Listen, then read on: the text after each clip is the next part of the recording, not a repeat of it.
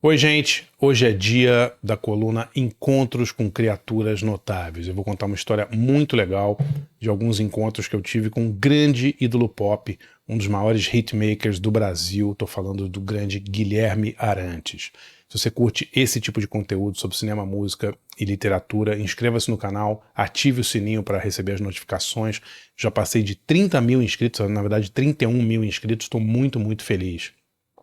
E se você ainda não conhece meu site de jornalismo cultural, dê uma explorada lá, acho que você vai gostar, andrebarcinski.com.br. Galera, estou com quase 700 assinantes e quero muito esse ano chegar a 1.000 assinantes no meu site. Dê uma olhada lá, eu acho que você vai gostar, tem um monte de vantagens por apenas R$ 20 por mês.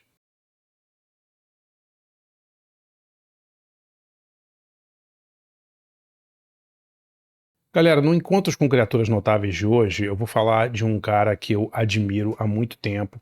Primeiro, eu o admirava como ídolo, né? Como fã. Eu era fã dele, ouvia muitos os discos dele quando eu era criança, os discos estavam sempre lá em casa. E depois eu entrevistei algumas vezes, fiquei mais fanático ainda, digamos, por ele, porque eu acho esse cara um dos inventores da música pop de qualidade no Brasil. Estou falando do grande Guilherme Arantes. O Guilherme recentemente anunciou uma pausa na carreira por questões médicas. A gente espera que ele se recupere o mais rapidamente possível, volte logo, porque ele é um cara necessário. O Guilherme Arantes, ele tem um papel muito importante na música brasileira, porque ele foi um dos poucos artistas que conseguiu, nos anos 70, fazer uma música verdadeiramente popular e de grande qualidade, né? Ele era um cara que veio do rock, né? Tinha aquela banda Moto Perpétua, assim, mas ele era um cara eminentemente, basicamente do pop, né? Ele adorava música pop, mas ele tinha um senso de harmonia, ele tinha uma musicalidade incrível.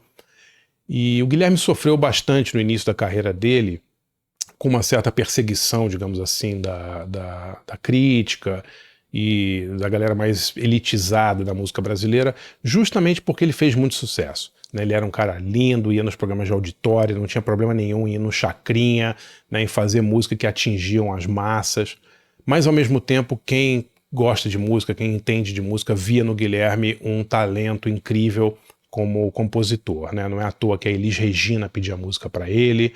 Eu me lembro dele me contar que uma vez que o Tom Jobim chegou para ele e elogiou as músicas dele, ele quase caiu de costas, né? Que maravilha, um elogio do Tom Jobim, né?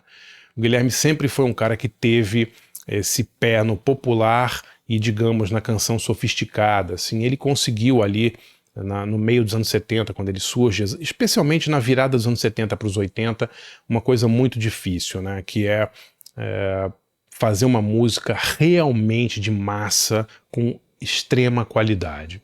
E eu queria contar aqui hoje uma história muito interessante da vida do Guilherme, que é também um momento capital da música pop brasileira dos anos 70 e 80, que é o dia no Festival MPB Shell de 1981, em que o Guilherme Arantes perde o prêmio principal do festival para a música do Jerônimo Jardim, Purpurina, uma música que estava sendo defendida no Festival da Globo.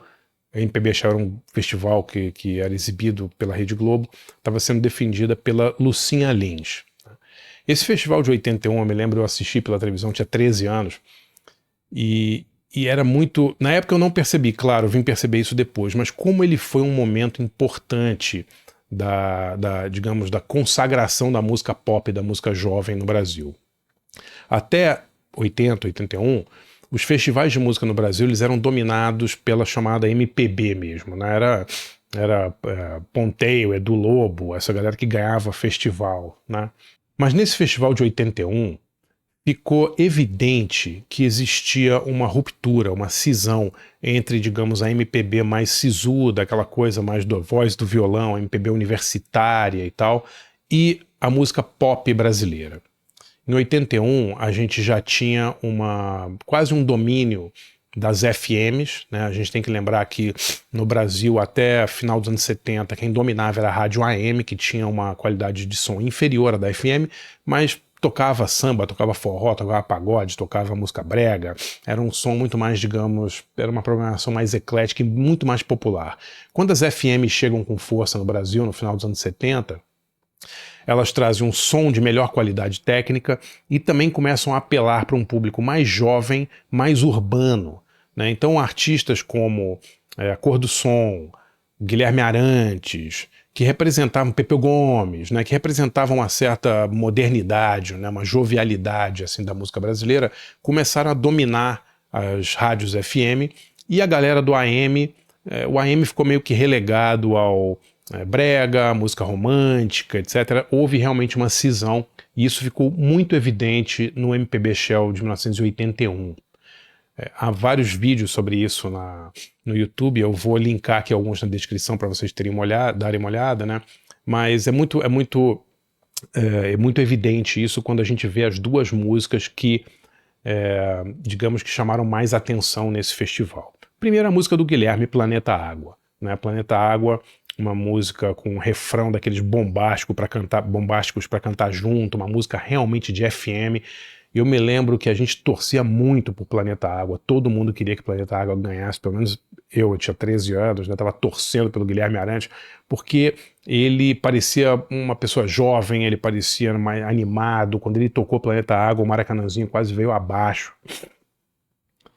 Mas quem ganhou o festival foi Purpurina, interpretado pela Lucinha Lins. Não tem nada de errado com Purpurina, uma música do Jerônimo Jardim, linda, muito bonita e tal, mas ela representava um tipo de som, um tipo de música, digamos, não vou dizer antigo, porque eles eram contemporâneos, mas um tipo de som que ganhava festival alguns anos antes, né? Então, o júri votou em Purpurina, deixou o Guilherme Arantes, não me lembro se ele tirou segundo lugar e tal, mas ele não ganhou, e o público, na sua maioria jovem, não perdoou e vaiou a Lucinha Lins. Eu me lembro que foi uma coisa histórica, assim, a vaia da Lucinha Lins no festival da Rede Globo. Foi uma coisa que marcou a época.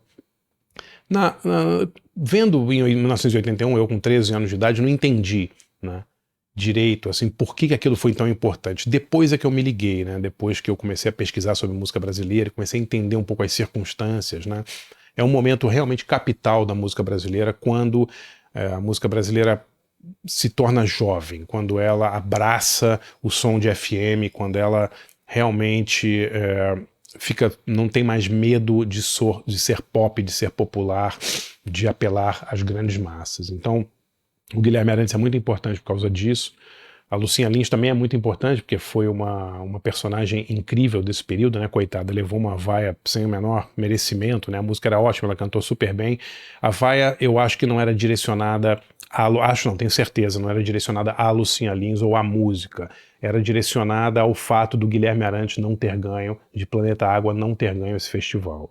Eu já conversei bastante com o Guilherme sobre isso, e ele é um cara muito inteligente, que tem uma noção muito apurada, assim, das circunstâncias mercadológicas, das circunstâncias sociais e tal, e ele entende muito esse período, e eu acho que ele tem como eu falei, uma importância incrível na música brasileira, e esse é um momento capital. Eu vi pela televisão de novo e depois tive a oportunidade de conversar com o Guilherme sobre esse grande momento. Revejam essas cenas, eu descrevo isso em detalhes no meu livro Pavões Misteriosos e conto como que esse grande acontecimento aí foi um marco da música brasileira, mesmo que muita gente não tenha percebido na época.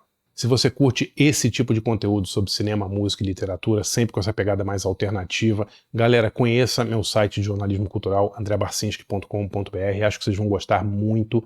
Por R$20 por mês você tem acesso a um monte de benefícios. São 20 textos inéditos que eu escrevo por mês só para o site. Você tem cursos, debates, workshops exclusivos para assinantes e você tem acesso a um acervo imenso. São mais de 75 cursos e 600 textos que eu fiz só para o site. Dê uma olhada lá, me ajude a bater a meta de 1000 assinantes esse ano. Estou com quase 700 e vou chegar lá. Valeu, galera, até amanhã.